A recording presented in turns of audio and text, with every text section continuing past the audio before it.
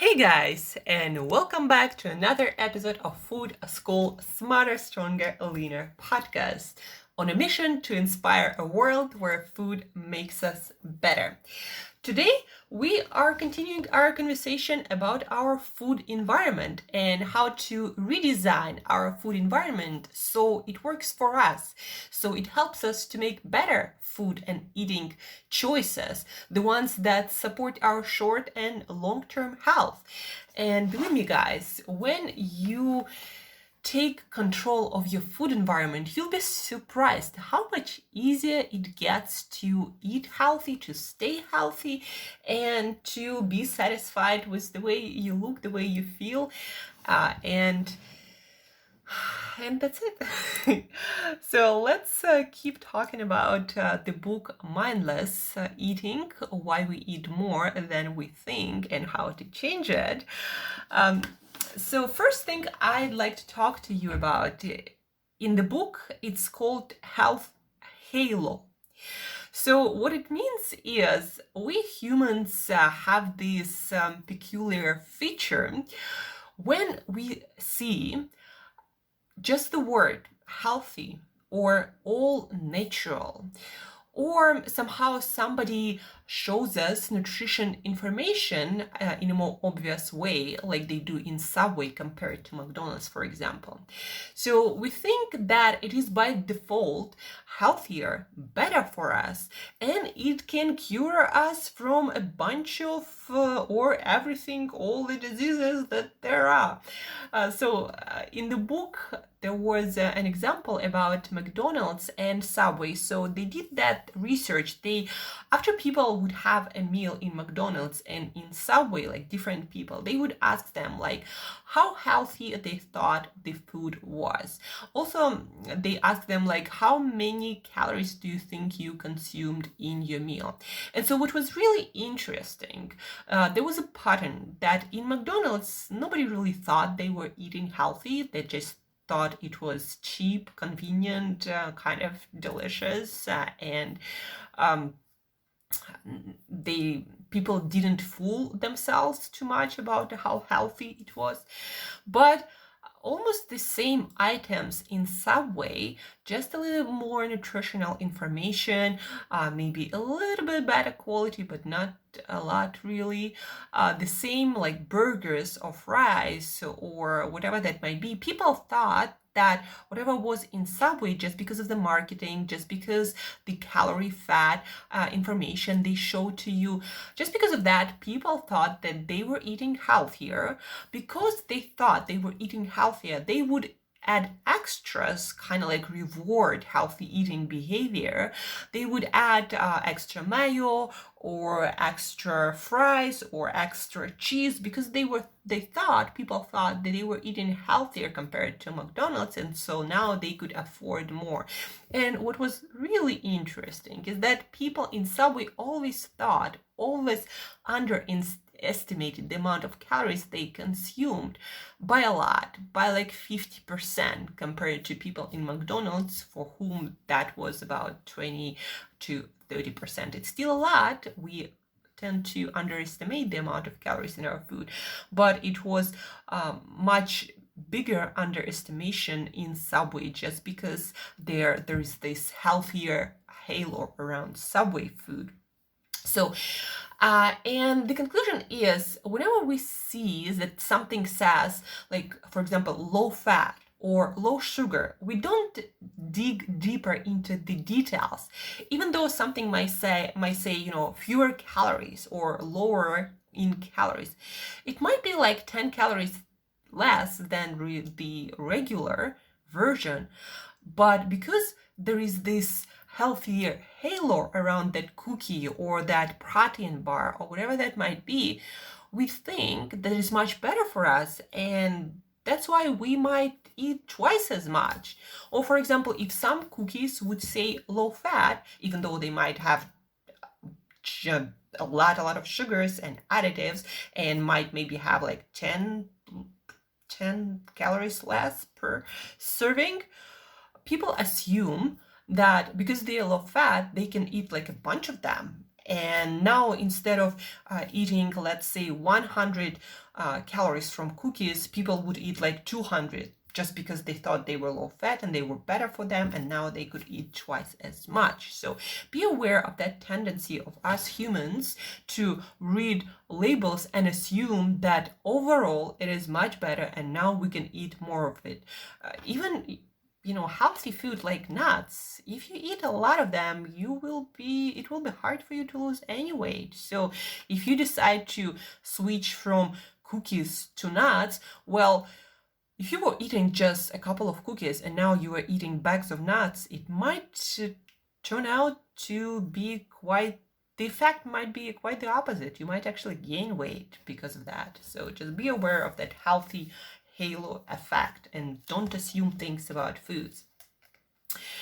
Another interesting experiment and story in the book was about pause points. So they did a bunch of experiments, and what they discovered was then whenever there was some obstacle for us to eat more of that food, that we would eat less. And manufacturing in that obstacle works for our better eating behavior. So what I mean by pause points and what do authors mean by that? So we assume as human beings that wherever the container is, that is the serving size. So whenever you buy a can of Coke, you don't assume that half of it is serving size. You drink the whole thing. Whenever you buy a pack of Pringles or a tube of Pringles, better say, we assume that the whole thing is the serving size, not 10 potato chips. Who in their mind like counting potato chips? Like really, who? But what they did in the experiment, they actually took a tube of Pringles and they colored every 10th Pringle. Every 10th, they colored it in red. Then in the other tube and in another experiment, they colored every 15th Pringle as red. So there were a bunch of yellow ones, and there was every 10th was red, or every 15th was red, or there was a regular tube of Pringles where there was no coloring. And so what they discovered was that whenever we have this mark that this is probably a good time to stop, so we tend to stop.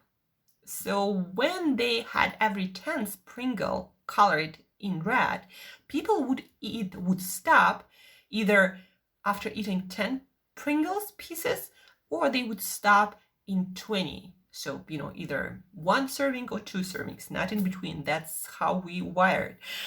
When they marked every 15th Pringle as red, people on average would stop at 15 Pringle.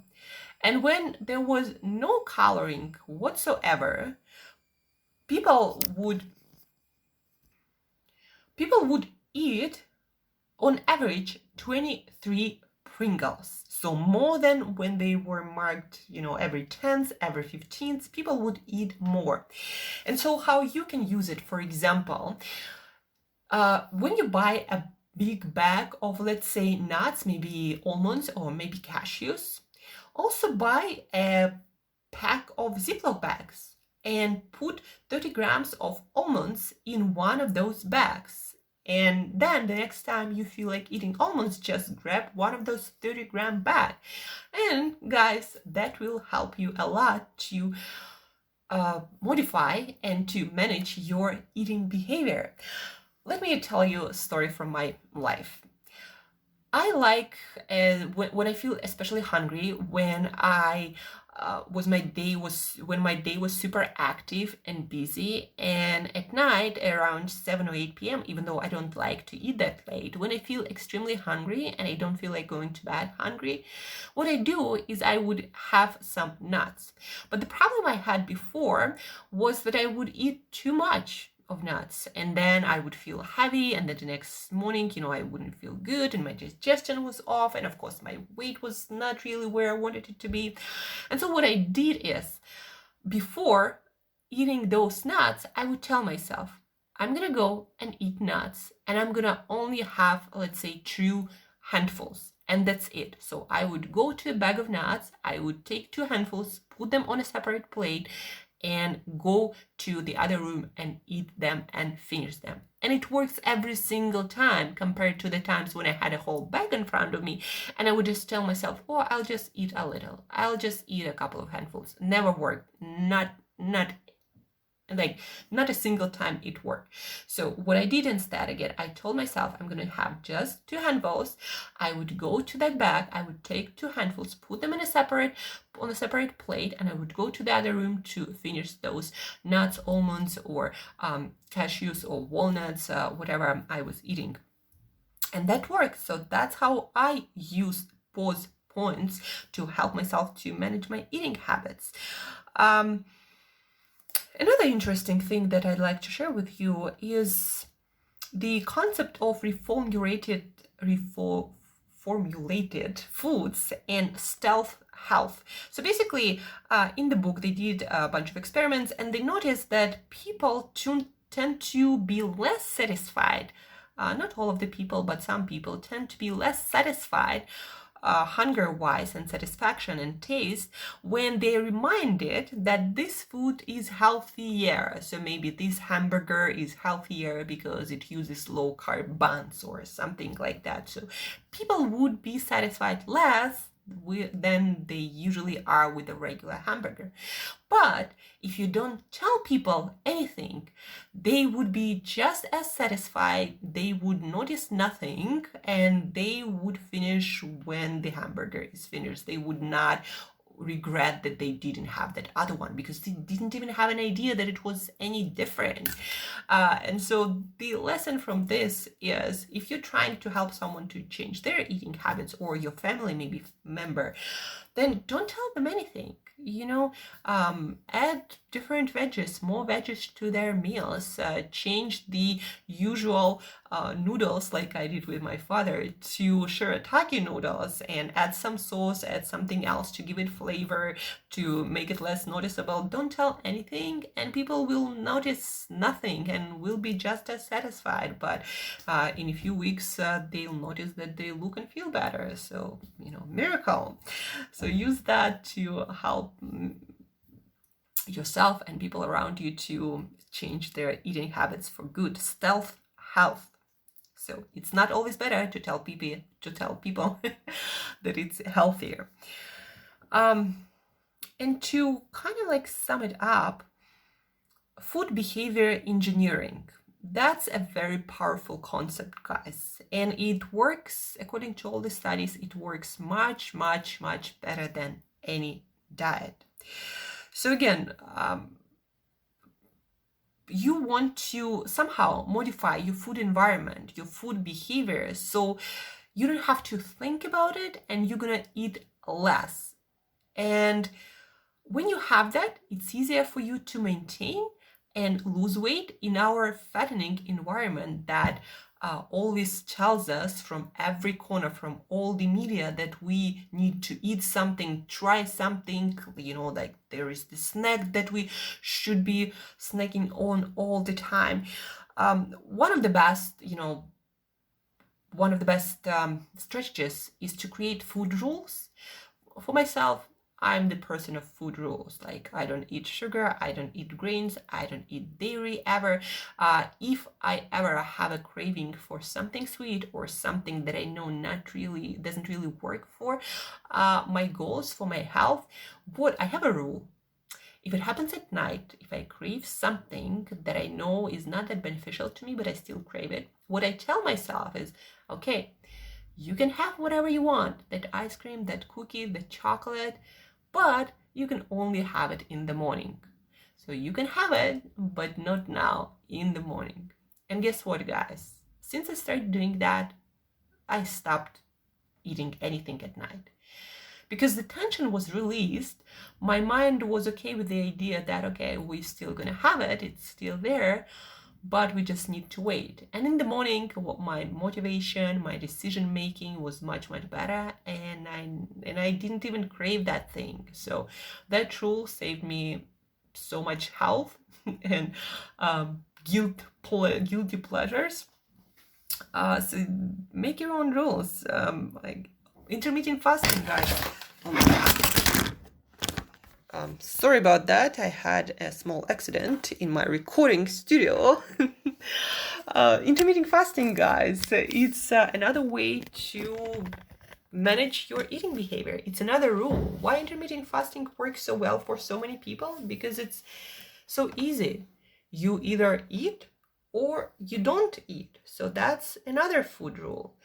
Another thing that I have is whenever in the middle of the day I crave something sweet, some dessert or something else. It doesn't happen really often these days because I eat so well, like nutritionally. But whenever that happens, I tell myself, okay, if you are hungry for that specific thing, maybe for some carbohydrates or anything, you can have it after a full meal, after a balanced meal. And more often than not, I realize that I'm not hungry. I might be down, I might be sad, I might want to use food as, medication to give me a pickup or something else. And then I start working on addressing that issue instead of medicating myself with food. So now whenever, again, I have a craving, I'm like, okay, if it's a real hunger, then have a meal first and then you can have your dessert.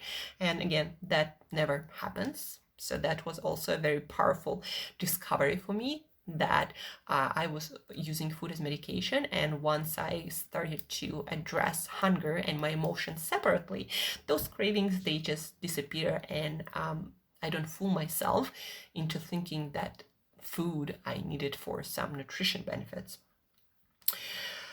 The quote that I'd like to leave us with, finishing this book review, is this one.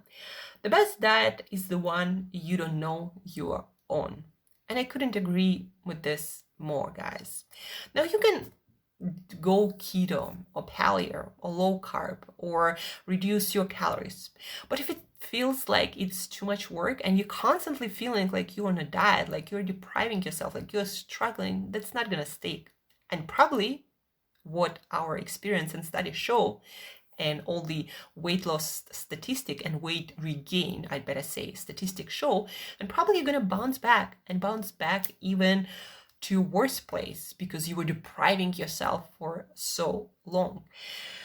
And these food behavior modifiers or designing your food environment, that they help you to change your eating behavior to improve your health, your weight, your well-being, without having to be on some sort of diet, without depriving yourself much, without having to make conscious decision every single day to be on that diet. And also the truth is, guys, you just need to change a couple of things. Maybe don't drink Diet Coke. Maybe eat one cookie instead of two cookies. Maybe start not snacking at night and instead asking yourself, if I really want that cookie, I can have it in the morning, but not now. A lot of strategies that we talked about in this series of episodes, how you can modify your food environment, how you can design it, change it, so better eating habits are easier. So that's the better way to do that.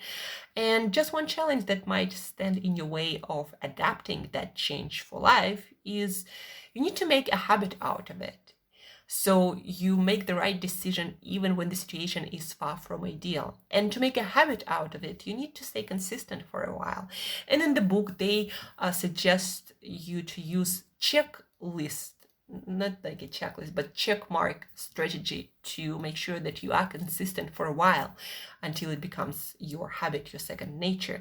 So basically what you do is at the end of the day, you put a check mark somewhere on your phone, maybe on your calendar somewhere, and that check mark will show you that you did this behavior, that you were consistent. And life is not perfect. We are not perfect. You might sometimes not do it, and that's okay. But if most of the time you are consistent with that new habit, you're gonna get results. The most important thing is to stay consistent. And also, guys, just from my experience, don't fall for the health halo effect. Just because something says healthy, all natural, low fat, low sugar, or whatever, don't allow yourself to eat unlimited amounts of it, and don't think that somehow it's magical and now it will help you to improve your health, your eating habits, just because on the label it says healthier or all natural or low fat. There might be a load of other crap that is in there. So re-listen to the series of episodes that we were doing through this week. They will help you. They will give you a lot of ideas how to change your environment to help you practice healthier eating habits for life without feeling like you're on a diet, without having to be on any sorts of diet, and just eat healthier, balanced meals. So we have a lot of different strategies here, guys, and just use them. And eating healthier might feel like no work at all. Thank you guys for listening. Thank you for staying with me through this episode. Share this episode with someone who is struggling with weight loss, with fat loss, with changing their eating habits for life. Use the strategies to also help your loved ones, your family to eat better, maybe your roommates, maybe your girlfriends, your boyfriends. So, maybe listen to this episode and modify their food environment, share these episodes with them if that kind of thing might work for them. And have a beautiful weekend, guys. And as usual, till next time, eat better daily.